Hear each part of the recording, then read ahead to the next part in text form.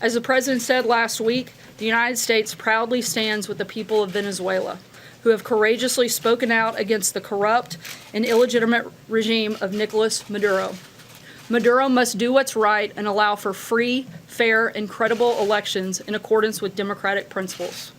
To speak more about U.S. policy towards Venezuela and to take your questions, I'd like to welcome to the podium National Security Advisor, Ambassador John Bolton, Secretary of the Treasury, Steven Mnuchin, and Director of the National Economic Council, Larry Kudlow. And after that, I will be up to take other questions of the day. Thanks, guys.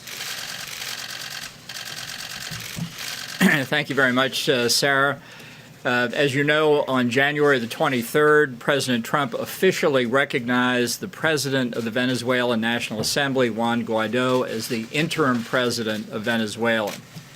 Venezuela's National Assembly invoked Article 233 of the country's constitution to declare Nicolas Maduro illegitimate. This action was a statement that the people of Venezuela have had enough of oppression, corruption, and economic hardship.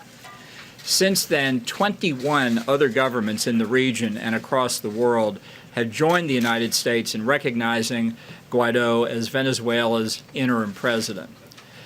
Today, and I'll turn the podium over to Steven Mnuchin for this purpose, we're going to announce sanctions against Petroleos de Venezuela, Sociedad Anima, or PDVSA, as it's known by its Spanish acronym, the state-owned oil monopoly.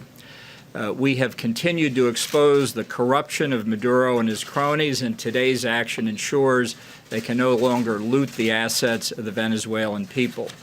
We expect, and Secretary Mnuchin will go into this in more detail, that today's measure totals $7 billion in assets blocked today, plus over $11 billion in lost export proceeds over the next year.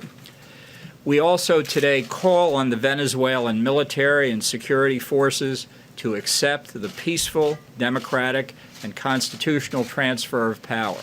And to a certain extent, this has already begun. We have seen Venezuelan official and military personnel heeding this call.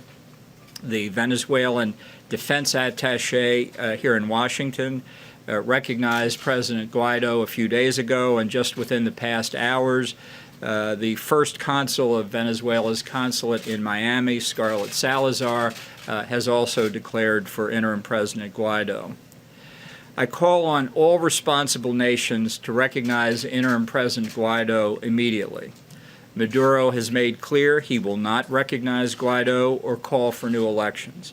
Now is the time to stand for democracy and prosperity in Venezuela. I reiterate that the United States will hold Venezuelan security forces responsible for the safety of all U.S. diplomatic personnel, the National Assembly, and President Guaido. Any violence against these groups would signify a grave assault on the rule of law and will be met with a significant response. Now let me give the floor to Steven Mnuchin, who will describe the sanctions that we're imposing. Thank you. Today, Treasury took action against Venezuela's state-owned oil company, PDVSA, to help prevent the further diversion of Venezuela's assets by former President Maduro. The United States is holding accountable those responsible for Venezuela's tragic decline.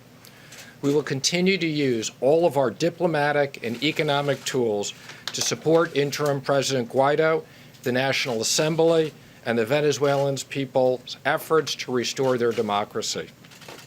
PDVSA has long been a vehicle for embezzlement, for corruption, for Venezuelan officials and businessmen. Today's designation of PDVSA will help prevent further diversion of Venezuela's assets by Maduro and will preserve these assets for the people of Venezuela where they belong. The path to sanctions relief for PDVSA is through the expeditious transfer of control to the interim president or a subsequent democratically elected government who is committed to taking concrete and meaningful actions to combat corruption. Today's actions against PDVSA follows my determination that persons operating in the Venezuelan oil sector may now be subject to sanctions.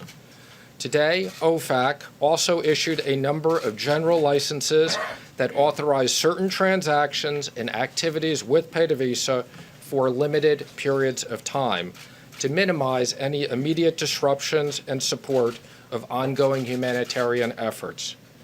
Citgo assets in the United States will be able to continue to operate, provided that any funds that would otherwise go to PDVSA instead will go into a blocked account in the United States.